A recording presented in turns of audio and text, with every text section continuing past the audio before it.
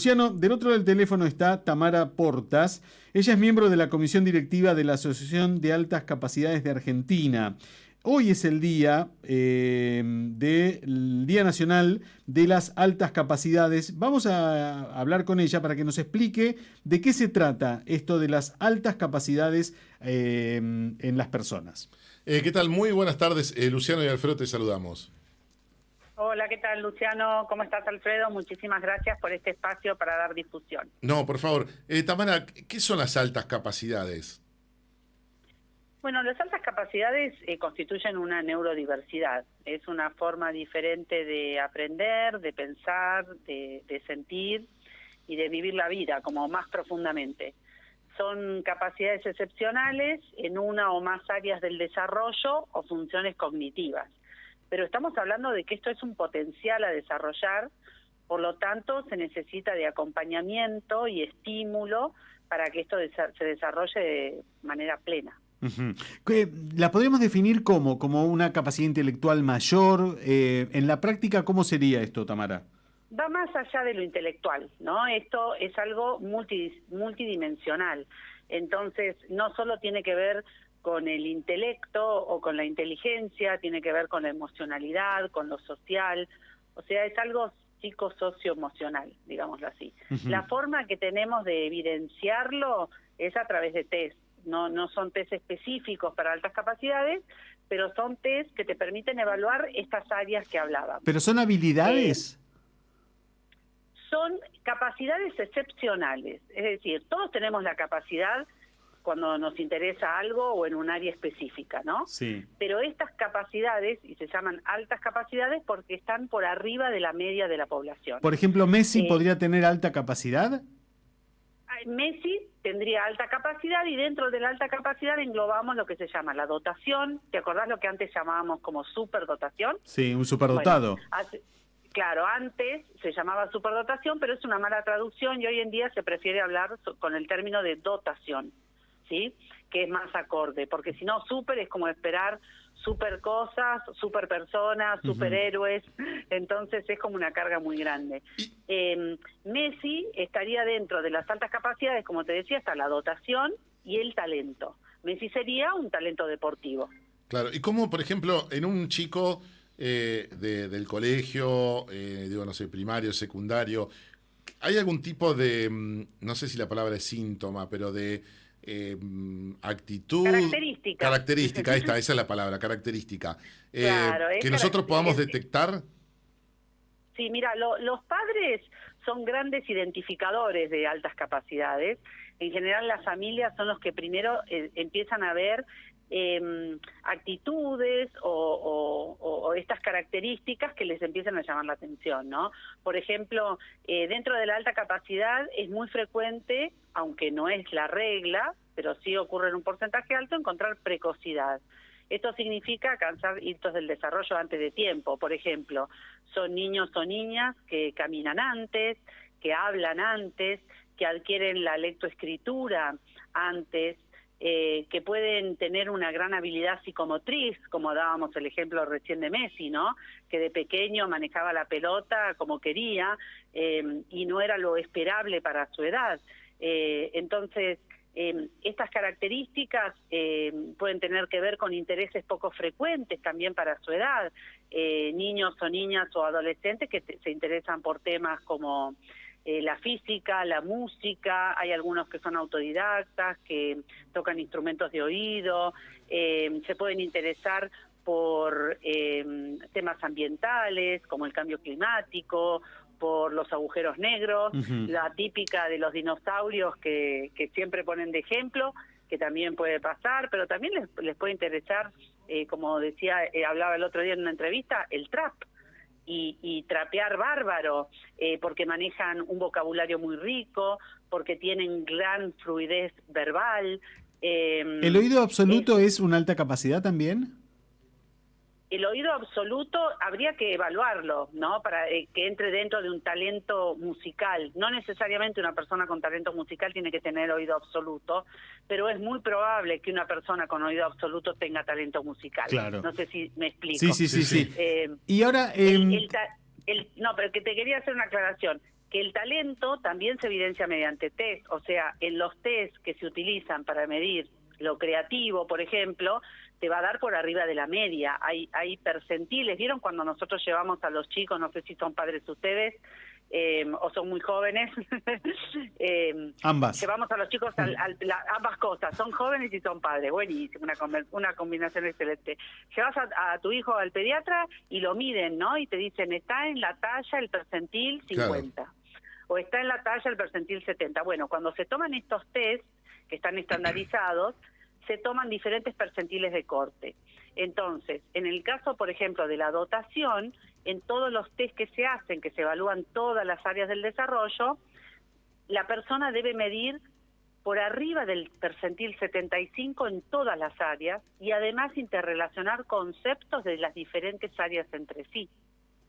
Mientras que en el talento simple, la persona va a medir por arriba de la media, es decir, por arriba del percentil 80, en un área, perdón, del percentil 90 en un área, y en el talento complejo, que son 2 o más talentos, se mide en 2 o 3 áreas más del percentil 80. O sea, siempre estás por arriba de la media, que sería el percentil 50. Uh-huh. ¿Se entiende? Entonces, eso es cómo nosotros podemos y cómo se dividen, digamos, el talento y la dotación. Ahora, cuando esto uno le hace estudios, ¿no? Seguro. ¿Cómo, me imagino los papás que están escuchando o mamás que están escuchando, es decir, cómo poder detectarlo y saber si también los profesionales están en condiciones o qué tipo de profesionales son los que pueden hacer este tipo de análisis o de, no sé si diagnóstico es la palabra? Sí, nosotros utilizamos diagnóstico o identificación indistintamente, es un diagnóstico, uh-huh. Porque se hace una evaluación, como el mecánico diagnostica un motor, si sabe si funciona bien o mal, también uno diagnostica una forma diferente de procesar la información, de pensar, de aprender, etcétera. Y los papás, en general, viste, les llaman la atención estas particularidades, o este desarrollo precoz, o por ejemplo los intereses poco frecuentes, o por ejemplo los papás también les llaman la atención que algo que les interesa se pueden abstraer horas o investigan sobre un tema en particular muy profundamente e incluso pueden saber más que un adulto.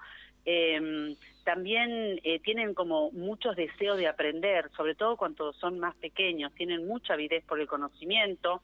Utilizan el sentido del humor que no es apropiado, digamos que no es para la edad, no es esperable para la edad, como por ejemplo el sarcasmo o la ironía. En general suelen ser muy perfeccionistas, autoexigentes, ¿no? Tienen una gran imaginación. Hay algunos que su imaginación los lleva a abstraerse porque se imaginan mundos espectaculares. Yo te iba a preguntar eso. Imaginarios. Antiguamente, bueno, no sé si antiguamente, pero hace años atrás, mejor dicho, no antiguamente, en los colegios se detectaba algún chico que era problemático o que era muy distraído y que muchas veces se determinaba de que el problemático era o los dos en realidad, ocurría que estaban aburridos, como que la clase le parecía demasiado sencilla, por lo cual no era atractivo, y tenías dos tipos de conducta: aquel quien era el que hablaba o hacía algún tipo de macana, porque en realidad estaba aburrido, o el que, como decías vos, estaba en otro mundo, en otro planeta, y no prestaba atención, o solían ser desprolijos con la escritura, porque como que no le prestaban atención. ¿Son como determinadas conductas también que uno puede detectar? Sí, es tal cual como vos lo explicás. Es muy frecuente que eso suceda. Al tratarse de una neurodiversidad hay diferentes perfiles dentro de las altas capacidades. No esperemos que todos los chicos reúnan todas estas características que estábamos hablando, ¿no? Pueden tener una, varias o todas. Pero puede pasar que cuando se aburren en el cole, porque la repetición no la necesitan, suelen aprender o suelen entender el tema con una sola explicación. Y viste que en el cole tenemos la tendencia de repetir, ¿no? Para afianzar el conocimiento del tema abordado nuevo. Entonces en esos momentos se aburren muchísimo. Eso puede provocarles diferentes reacciones. Una es la que vos decías, ¿no? Molestar en la clase. O sea, ya me aburrí, ya hice, ya entendí, ¿qué hago ahora?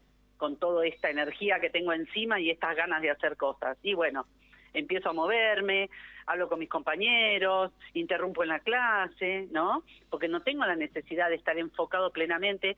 Yo decía que mis hijos estaban en la procesión, dando misa, comulgando y llevando el santo al mismo tiempo. Entonces, es como que no tienen la necesidad de mirarte a los ojos para atender lo que estás diciendo, y por ahí parece que no están prestando atención al docente y después te repiten perfectamente lo que el docente explicó. ¿Y esto se puede confundir con algún otro tipo de diagnóstico? No quiero decir trastorno, para evitar catalogar. Tal cual. ¿Sabés que los dos errores diagnósticos más frecuentes cuando uno recurre a profesionales que no están formados en la temática son el trastornos del espectro autista y el déficit de la atención e hiperactividad? Son los dos diagnósticos erróneos más frecuentes que encontramos. Y lamentablemente muchos de ellos se medica, a veces sin tener precisión, ¿no? Y además no sabés lo terrible, las familias pasan por profesionales porque, claro, a los papás algo les dice, no, esto no me termina de cerrar, ¿viste ese instinto? Sí.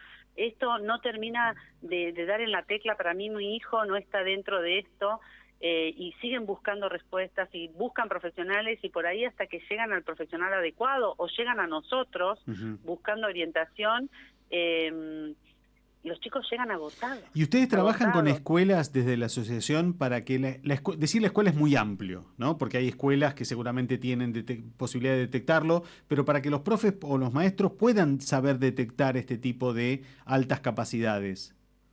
Sí, mira, una de nuestras patas fundamentales de trabajo, te agradezco que me lo preguntes, es la capacitación, tanto de profesionales de la salud como de la educación. Y brindamos orientación a las escuelas. Nosotros tenemos material elaborado por la asociación junto con profesionales que colaboraron con nosotros. Tenemos una guía de orientación docente que brinda desde test de screening que pueden hacer los docentes en el aula para identificarlos, hasta cajas de herramientas de diferentes técnicas que hay de abordaje de las altas capacidades en el aula. Y es indispensable porque tengamos en cuenta que ni en la formación de salud, ni en la formación de los docentes, en el magisterio, se aborda esta temática, lamentablemente. Tamara, ¿nos compartís las redes sociales como para aquellos que quieran indagar un poquito más y contactarse con ustedes? Sí, por supuesto. Nos van a encontrar en Instagram y en Facebook como Asociación Altas Capacidades Argentina. Y nos pueden escribir ante la menor duda que tengan a info@altascapacidades.org.ar. Perfecto. Tamara, desde ya muchísimas gracias. Bueno, muchísimas gracias. También una sola cosa quiero contarles. Nosotros tenemos una comunidad enorme de WhatsApp de familias de todo el país dividido por provincias. Tenemos nuestra comunidad de la Patagonia, a cuya cabeza está nuestra delegada, que es Lorena Pérez. Así que a todos aquellos que tengan sospechas de tener hijos con altas capacidades o de ser adultos, porque tenemos una red de adultos también de WhatsApp para altas capacidades, pueden contactarnos y pueden sumarse a estas comunidades donde hablamos libremente, nos sacamos dudas, orientamos, acompañamos y hacemos todo lo que sea necesario para lograr que estas personas puedan desarrollarse y sean felices. Muchísimas gracias.